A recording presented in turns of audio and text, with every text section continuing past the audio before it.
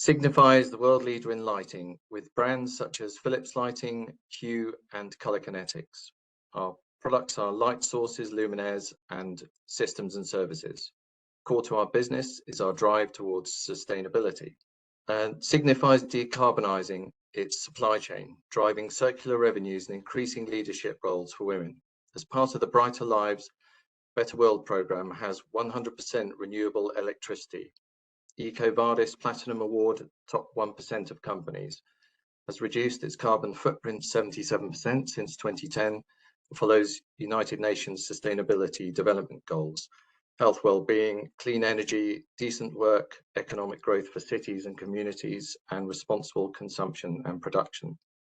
There are three global megatrends that are changing our industry and how people use and experience light. Population growth and urbanization resulting in the world needing more light. The UN predicts the world's population will grow to 9.8 billion by 2050. 68% of the world will live in cities or urban areas. New applications are fueling demand for light. Resource challenges result in more demand for energy efficient light. UN environmental report says lighting accounts for 20% of the world's total electricity consumption, 6% of global CO2 emissions.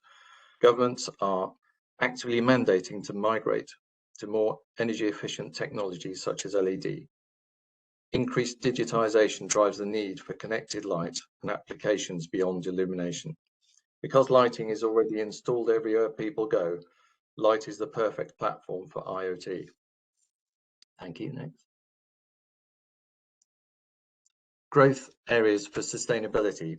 Climate action, the provision of energy efficient LED technologies and development of clean energy solutions such as solar. Circular economy, the provision of circularity of offerings that extend the life of products through replaceable or recyclable components. 3D printing is a good example. Food availability, food security and availability are significant issues. We have an agribusiness portfolio aimed at increasing production and reducing waste. Horticultural lighting increases yield and quality of produce with 90% less water and pesticides, lighting for more sustainable fish farming. Safety and security, to further develop our world-beating connected road and urban lighting. The Philips Hue, which has various security settings, outdoor motion sensors mimicking presence whilst away, building further on Li-Fi leadership and secure communication infrastructure.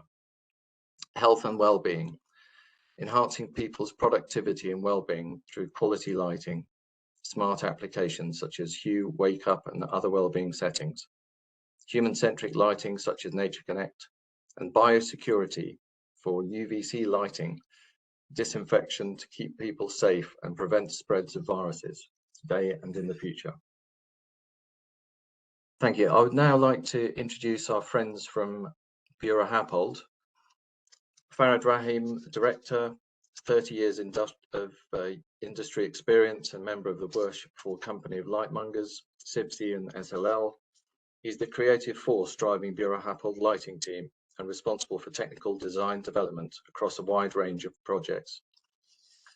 And Jean Hewitt, Honorary Professor of the Bartlett, developed the Design Inclusive Places module for UCL MSc, Health, Wellbeing and Sustainable Buildings, is UK Government Disability and Access Ambassador, member of the BSI Committee, author of the Design for Mind of Neuro Diversity and Built Environment. Thank you very much, and over to Jean. Good afternoon, everyone. So it's a pleasure to be here, and I'm going to be taking you through an introduction to the PAS guidance that I was technical author for, working with a steering group of experts and looking at how lighting can make places better for the workplace, the home, and everywhere else you may wish to visit. So I'm going to start by introducing neurodiversity just to make sure that everyone understands neurodiversity in the way we intended it in the guidance. It is the variation in neurocognitive profiles that we have across the whole population. We don't come in a one-size-fits-all neurologically any more than we do, physically and in appearance. Some people will fit a neurotypical model, which is the accepted societal norm, perhaps the largest group. but I think there are an enormous amount of natural and normal genetic variations in this. And collectively, of course, we are all neurodiverse. So when we talk about neurodiversity, although the standards specifically try to help certain traits, we are also trying to benefit the whole of humanity and looking at neurodiversity collectively.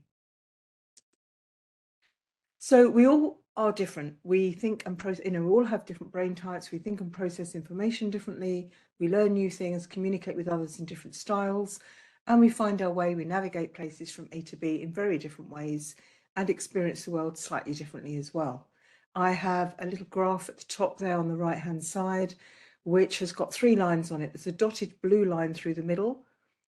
If someone was entirely the same in every aspect of their life, in their ability to perform dance and sports and mathematics, algebra, reading, writing, drawing, everything, that's what their profile might look like. You can see that actually no one is like that. That must be a robot. So the yellow line, which is more undulating, but gently undulating, is more of the typical zigzag profile we would all have. It might be better at maths than English or lighting design rather than acoustics and so on. The very zigzaggy line, the green one, it is trying to portray what it might be like to have a neurodivergent or more spiky profile. And it means that there's much bigger differences between your strengths and your perhaps weaknesses or differences or challenges. So neurodiversity then, just to kind of summarize those labels, neurodiversity is everyone, the whole population. Neurotypical is not that spiky profile, it's much more the yellow line. And then neurodivergent, not meeting that majority neurotypical model. Neurodegenerative, which is conditions such as dementia, Parkinson's, and so on, is where someone has acquired a progressive condition, such as those types of conditions, usually with age. So it's a progressive and it will get progressively worse. Whereas a neurodivergent person is usually born with that trait, or it is a result of a sudden injury or event.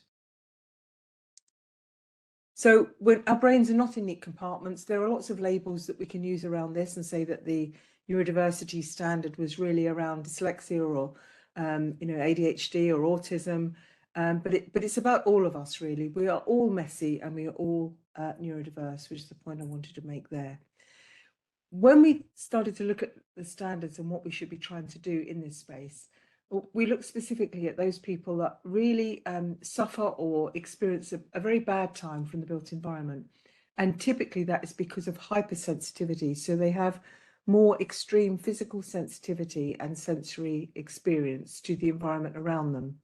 And of course, that can show itself in sensory overload, which can affect our heart rate, our respiratory, our blood pressure. It can cause confusion and anxiety and mental distress and behavioural changes as well.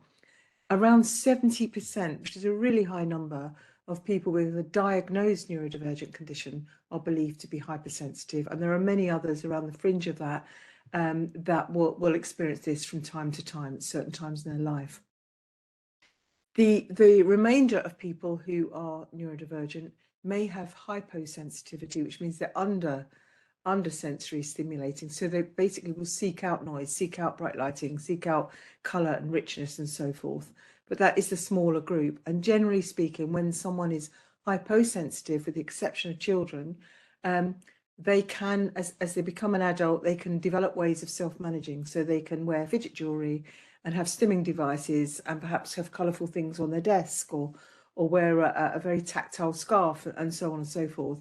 Whereas if you're hypersensitive, it's really, really difficult to filter out the things that you don't want from the built environment.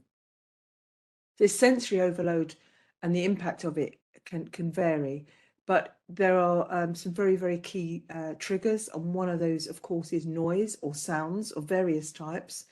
And then a really big issue as well is what we call visual noise. So that is caused by things like the wrong type of light, too bright a light, a flicker in a light, some glare, lights breaking through another area, some deep shadows perhaps. It's also caused by colours and patterns, things that appear to move, the Moiré effect. And we're also affected by proximity and technology or clutter. So lots of things going on visually that we might react to. There are also spatial and layout considerations to this, of course. but the whole thing is around unwanted or extreme sensory feedback, whatever means. Now, some people can be hypersensitive to just one of those strands. So, for example, it's quite possible to be hypersensitive to just lighting, or to just colours, or just visually, collectively, to those things. Or it could be everything. It could be sound and acoustics, or acoustics, as it were. It could be lighting, colour, and smell, sense of smell, and all of those things. The more that you're hypersensitive to, of course, the more it compounds and makes it much, much more intense for you.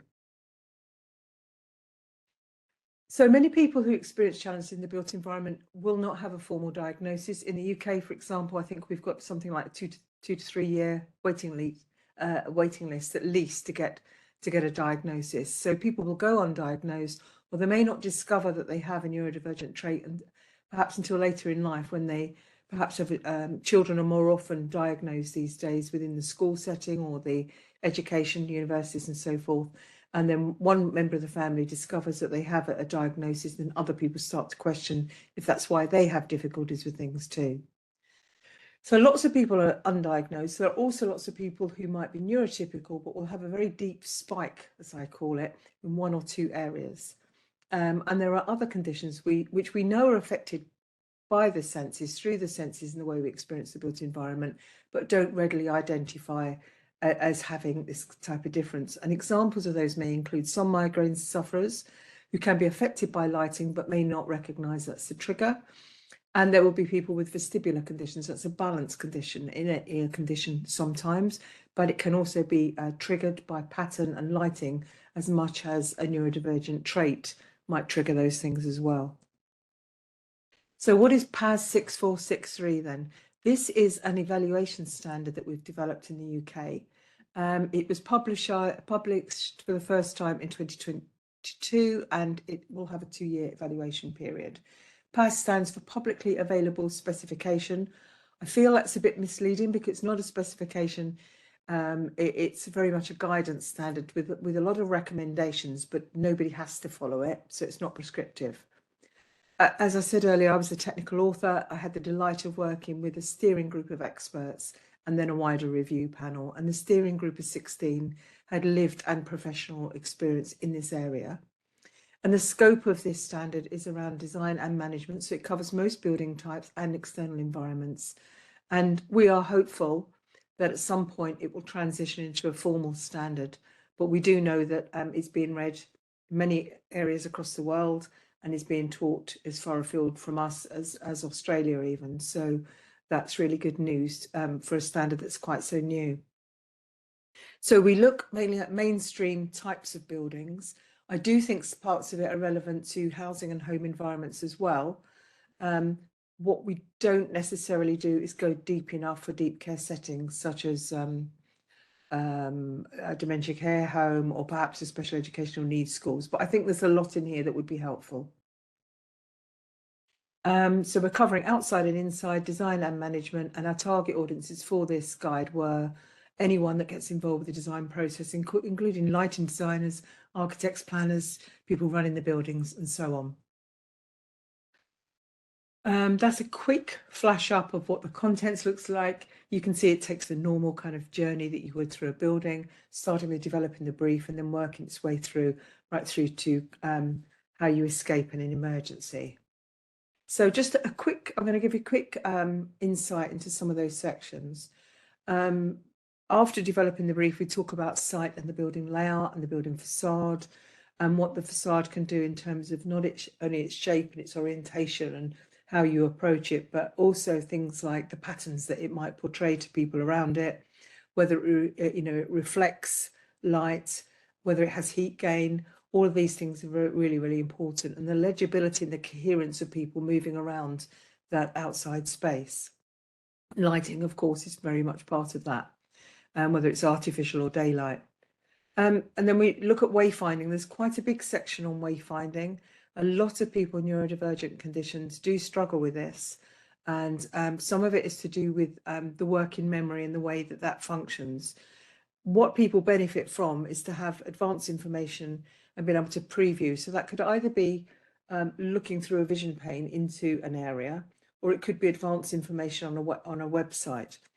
And technology can be really helpful on wayfinding as well, but it's not the solution for everyone. So the clarity of the space and the positioning of the signs, whether those signs have good visual contrast, are illuminated in areas that are gloomy, for example, could be really helpful. And I think the lighting can contribute an awful lot to sensory overload around the lighting if that's too bright, and even care and consideration around the colours that you put into your signage system can be really helpful. What I've shown in the bottom right there is a sensory map. We are seeing these more and more in museum type environments, particularly where they want to forewarn people where the noisy and bright and collaborative type spaces are compared to those that are more quiet and focused, or where you can enjoy a more kind of tailored experience to what you need. We're talking this standard as well about external spaces, and including in that biophilic design or biophilia, access to green space, so that, recognizing our very innate affinity with nature and how the use of natural materials and having access to green space and views outside is incredibly therapeutic. So with neurodivergent traits doesn't necessarily come mental poor health, but it is actually more likely because of this constant bombardment and this kind of disassociation with what the built environment is offering, and the the potential to give these sensory overload. So any use of natural materials, such as granite and stone and timber, really therapeutic in its appearance and to touch it. And images of nature inside can bring the outside in and really help people with those anxiety levels. We need good lighting to illuminate entrances and support safe wayfinding as well, and identify any level changes, which are very difficult for people with physical impairments, but also with sight loss, or people with things like dyspraxia and also dementia as well. And how we transition from one area to another is also important. So if you think about responsive lighting, such as PIRs, having a sensible delay time as they step in and step out, so that you're not startling people, but you're also giving them a very, very safe transition from one area to another. In terms of internal layouts, that's our section 8, again, revisits. So there's a lot of overlap between the sections. Preview, the familiarity, the clarity of the space, the orientation of the space. Are we giving people choice and adaptability where possible? So, for example, and I think Farhad will mention later around a project we did for the Royal National Institute for the Blind, where people have got much more choice than you would normally get in a workspace around the light intensity and the light color, the color temperature of the lamps as well. And all of that is really, really helpful, because there isn't a one size fits all on this at all. And lighting transitions between spaces, really, really important that we don't suddenly plunge people into darkness and back up to a bright space again. And even things like light flicker through narrow gaps, which you quite often get in a workplace environment through Venetian blinds. You get on a sunny day, the light breaking through is incredibly disturbing and anxiety producing for many people who experience sensory overload. I think technology and apps can give people more choice about avoiding and where to go. So the sensory maps is an option, and that could be a very live app that people could have and could be really helpful in navigating those internal layouts. And then we have, this is a surprising section for me when we were pulling the paths together, mechanical, electrical, plumbing. I'm thinking, well, how does that relate? Actually, it became very important to think about this. So things like some people will be very sensitive through olfaction, so sense of smell. So there are lots of things that we put into the built environment that can produce odours or scents, including the nice ones that we try to add in bathrooms and things, which can be horrific for those people with that sensory sensitivity. And we've seen a lot more increase in some of these types of conditions and experiences and symptoms since COVID, actually. A lot of people have been left not with no sense of smell, but with a different sense of smell, and it can be hypersensitive. And then things like switches and controls, so whether you can switch lights down or up, but also that you can add more ventilation, or you can open a window. All of those considerations really, really important. Acoustics and lighting were by far the two most important. So the PAS standard was originally, when we were planning it, we were looking a lot at some Helen Hamlin Society research that had been undertaken for the British Standards Institute. And that had interviewed a lot of people with neurodivergent conditions, from dementia through to autism. And the two biggest areas of concern were always noise and light. And then there are obviously things that work alongside those. So lighting and acoustics really, really strongly overlapping and can very much compound sensory overload experience. So this again comes back to that inability to adjust to a variation. So just as you can't adjust to a severe variation in light level, you can't adjust very quickly enough, or you can't filter out different types of noise. So acoustic layout and zoning, really, really helpful. And some of the criteria that we put in for acoustics actually came from the Special Educational Needs and Disabilities guidance, which is really helpful. I'm not going to say much about the lighting section in the PAS now, because Farhad is going to cover that in a very detailed way a little bit later on. But surface finishes, obviously, the visual contrast and the way we perceive colour and everything works closely with lighting. And what we're talking about here is, when we choose colours, is to try and choose colours that are muted rather than vivid. And that does not mean magnolia everywhere. If I describe it as a pot of paint, if you added 5% black to any colour of paint, you would be muting it. So that gives you an enormous amount of scope to designers to try and get things that they find very attractive and interesting without causing too much sensory overload. It's also true, of course, the more colours you have, the more stimulating that environment becomes. So if you can reduce it to 2 or 3 colours in an area, that can feel like a much calmer space. And the matte finishes, of course, reflect less light, so that makes less stimulation too. Or you put those reflective surfaces in an area where you kind of want to make something very interesting, but not something that someone will stare at all day. So visual contrast works really, really well with the lighting, and I think the two have to be considered together. And I think when you think of biophilic design as well, that you might have to put in some specific type of lighting to make those plants grow if you're doing it through real planting, which is lovely. There's a big section in there on restorative and quiet spaces. So this is very much a space that is for restorative use. So it's not what we call a sensory room. So a sensory room is usually one where you give people options for stimulation. That doesn't mean that you can't combine the two, but you have to do it very carefully. So we're suggesting that most people have the biggest requirement for the quiet space rather than sensory stimulating. So a quiet room in an organization or in a building may have the option to add music, or to add things that you can touch and feel, like, you know, a soft blanket, or a particular tactile feel to a fabric, perhaps something you're sitting on. But generally, by and by, you would try and create a very calm environment. Now, in this particular space, particular attention to lighting and acoustics is really, really important. And it definitely would need both the brightness of the lighting, also the on-off switch, of course, but also colour temperature.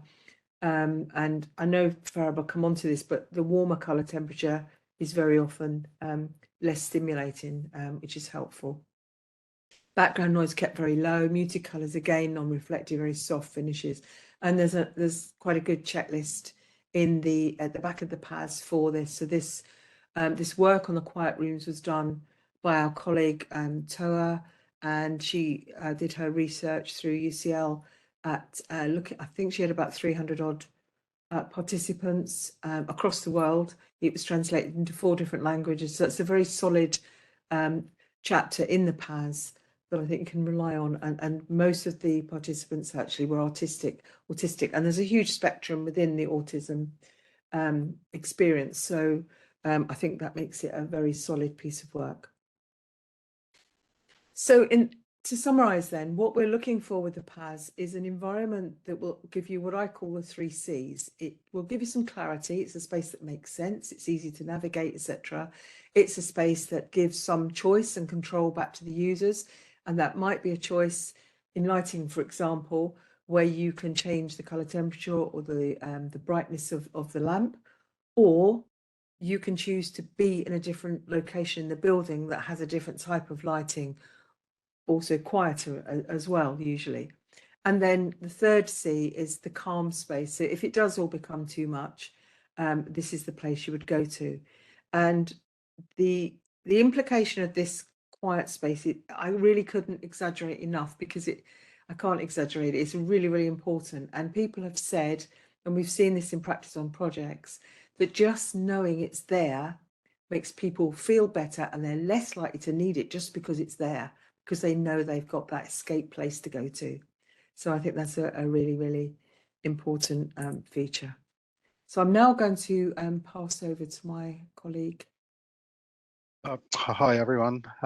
Thank you, Jean, for that. It was really insightful. And I just sort of pass on to the relevance of lighting. And I think we can, sort of from what you mentioned, Jean, that lighting only forms part of the solution. It's not by any means the solution to all issues or problems, or how we mitigate elements. So in this section, we're going to speak about 2 elements, really: our contribution towards and considerations towards the PAS, and the lighting considerations within the PAS, and also touch base on workplace lighting and our health and well-being. So touching base with the chapter that Jean earlier sort of mentioned, I think we sort of mentioned quite a lot on artificial lighting, but it's not to also forget the paramount importance of natural daylight. We found that we can create various elements of lighting or applications to help mitigate or to cater for neurodiversity, and also just in general for everyone. But the most beneficial form of light, really, to our human senses is daylight. So whilst we can put treatments within our workplace, within our home, exposure during lunchtime for half an hour probably benefits greater than you would do of any artificial lighting treatments that can try and help to sort of substitute daylight. But however, daylight itself needs to be controlled. So in an internal sort of working environment or home environment, some of the 2 elements that potentially cause the greatest discomfort are glare, harsh shadows, and those can be mitigated either through the building design or through some form of shielding that can help to reduce the negative impacts of glare and shadows. The other relating to one of the most common nuisances we found that had an impact on people was the rate of flicker. So majority of population may not always be sensitive to flicker. I believe it was a bit more prominent when we had fluorescent lamp sources with LEDs with a much, much greater flicker rate. It is barely susceptible to most, but there is actually quite a large amount of people that are susceptible to very high frequencies of flicker to such degrees that it sometimes prevents them from working for a week after exposure to sort of discomfort of flicker as well.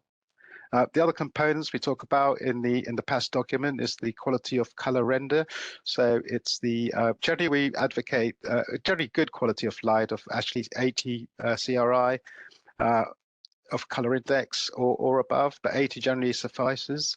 The difference between lower qualities of light is that you tend to inaccurately see the differentiations between different shades of color as well, and differentiate between objects. Jean also mentioned color temperature.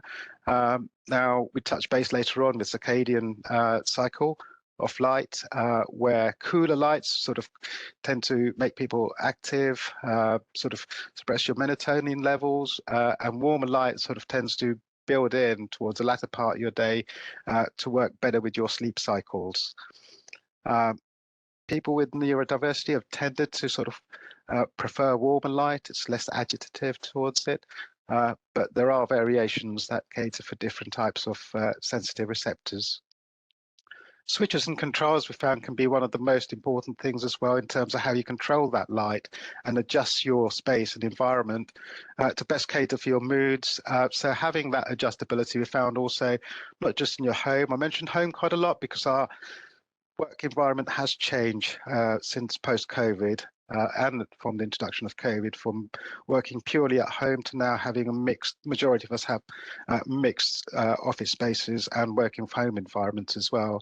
So the adaptability in your home to change from your living environment to your workspace is paramount and important, and just as it is at workspace. So there's no one solution that will sort of cater for every single person's need. But what I found is localized lighting can give you that sense of control. So if you have a lower sense of average illumination in your workspace and supplement that with task lighting, people, whether again can be a placebo effect, but in reality it actually gives you the ability to control your workspace, and having that knowledge of being able to control your workspace takes away some of your anxieties, that you do have a control over your working environment to adjust that to your own requirements.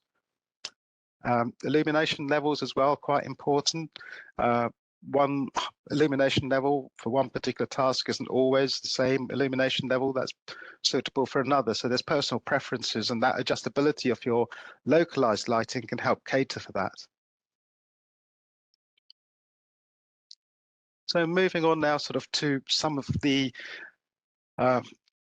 elements that we're looking upon in consideration on the application of workplace lighting. So the PAS supplement and some of the elements that I spoke about in the BS 8300, we'll be looking at some of the requirements of the WELL standard, together with some of the applications that we will touch base on now, which is influenced by the response and the radiation of light, research also that the UCL have done, and also some of the sort of incentives that the Good Light group advocate. So firstly, I sort of speak about the requirements from the WELL standards. So one of the elements we're going to concentrate on is the circadian lighting design, which is Article 54 in the categories required to satisfy some of the WELL requirements for it. And in particular, we're going to look towards the melanopic light intensity for work areas. So we've got an element, and this will touch base a little bit further on in some of the research which I've helped to participate with the UCL into quantifying the direct and immediate effects of melanopic lux.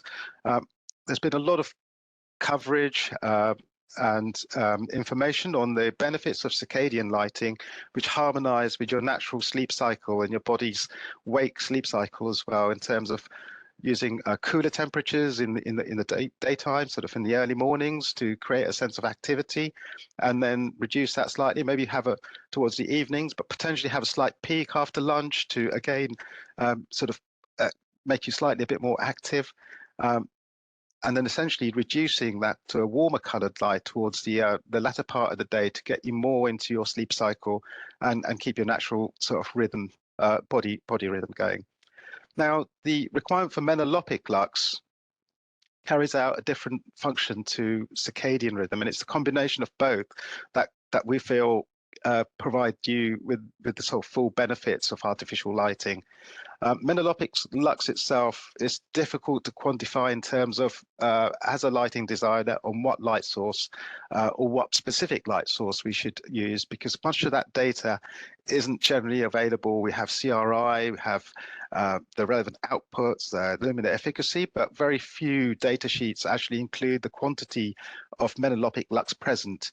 So touch base on the WELL standard, which requires 250 equivalent melanopic lux at 75% of your workstation, or the equivalent on your vertical surfaces based on your lux recommendations. Majority of the cases, we're looking at particularly sort of simplifying that into terms of CRT, CCT color, and providing a ratio from the chart that you see on the left. But there are actually quantitative sort of quantities of melanopic lux depending on the wavelength. So melanopic lux peaks at 490 nanometers, where our visual curve, our sort of efficiency, peaks at 555 nanometers. I'll touch base now to sort of explain a little bit about what Melanopic Lux is. So it's the both the Circadian lighting and Melanopic Lux are basically the response to your non-visual receptors. So the current work that UCL are carrying out is something that we participated. I believe there's several lighting designers were invited to test a work task light, and we didn't really know what that light was doing. We just sort of experimented. We exposed to the light throughout the day, and that was sort of controlled in variations. And the data from our feedback, based on our daily entries on how we felt, and also entering on our responses, were collated. The work's actually being carried out by Peter Raynham and the UCL, which will shortly publish a white paper based on the studies and the outcome. In general, what I felt, and some initial studies, were that it did actually help your sleep cycle. So a greater quantity of exposure to light and Melanopic Lux actually helped to provide a better sleep cycle, lose some of that agitation that you might have or sleeplessness. The questions were very specific in terms of there wasn't really any in between sort of values. You were either calm or delighted or happy or angry, and the responses could also then pick up any discrepancies, because you couldn't be sort of happy and angry at the same time. So if those were happening, that was conflicting with the information. So most of the feedback, I understand, were quite accurate. Again, we're sort of looking at the charts here, which demonstrate where the peak of Melanopic Lux is, which is sort of around about 490 in comparison to 555 for your visual sort of peak. And that's the quantity and the frequency of Melanopic Lux that we're looking at. So it's, if we talk about 250 lux, it's at that 490 nanometers that we're trying to quantify to get the most benefit out of that Melanopic Lux. And you can see either side of those frequencies, they do tend to taper. And that can be applicable to the light source as well. And in ways of how we understand Melanopic Lux, it's where, look, the reason we come up with the 250 is you can see in these curves here, in the terms of alertness, that sort of just about after sort of before 100 lux, there's very little going on, and then it starts to peak up to about 490 after that, which we get a flat plateau. So those are sort of the relevance of the 400 nanometers we're talking out in terms of the optimum frequency that we need to sort of attain quantitative Melanopic Lux, and also the variation based on the different color temperatures and how that varies in terms of the quantification of Melanopic Lux in those curves. Once Peter and the UCL publish more of this data, we'll get a greater understanding on the actual impacts of those and the positive benefits.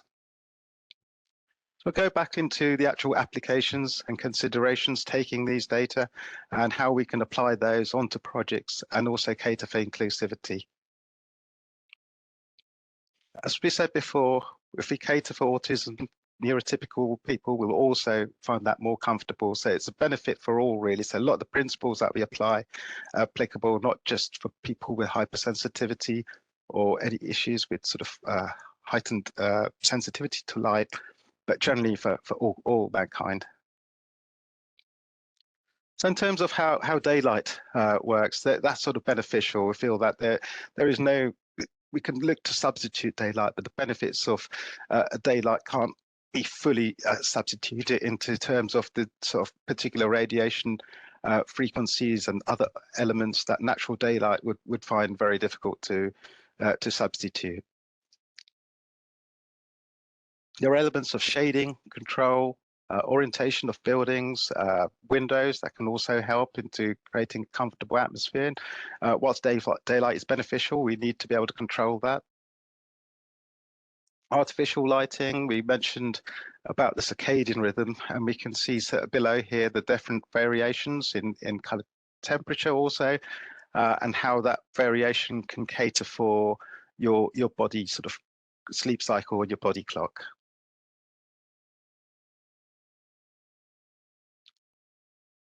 there are two elements of lighting, which are your emotional and biological light. So one is your sort of emotional, psychological aspects of light, and that we can see here it follows a circadian lighting with sort of a relatively warmer light in the very early morning, which then sharply goes up to a very cool form of light, and then slowly becomes much warmer towards the night. And that follows basically the sunrise and the sunset, which our bodies are genetically engineered to for our bodies to function. The same with our biological sort of light, in which terms of how our body reacts towards light, how that sort of our non-visual sensitivity to light responds. And it's really, if we can combine the two of those, we get the benefit, the most benefit out of that light. So if you can put that into our designs and cater for this sort of human cycle for both the body and our emotional requirements, then whether we're looking to try and sort of provide a workplace that caters for our well-being and our health. And in the application of lighting, it feels the variations of lightings, also creating layers of lightings. We tend to sort of subjugate that into functional accent and feature, creating these sort of textures of layers of lighting, which again help to create a comfortable space using diffusing means. Optical lenses are also great to be able to put the light where you want it without having any sporadic light spills or creating some glare issues. Flicker, we mentioned earlier on, is one of the main issues. Some of the working environments that we have at home, it's the ability to adjust your home lighting from a workplace or higher lighting levels to lower ones really help to transition that space. However, if you go to any of most of the retail stores these days, the dimmer controls and the control of light are completely out of sync with the actual light sources that are being sold.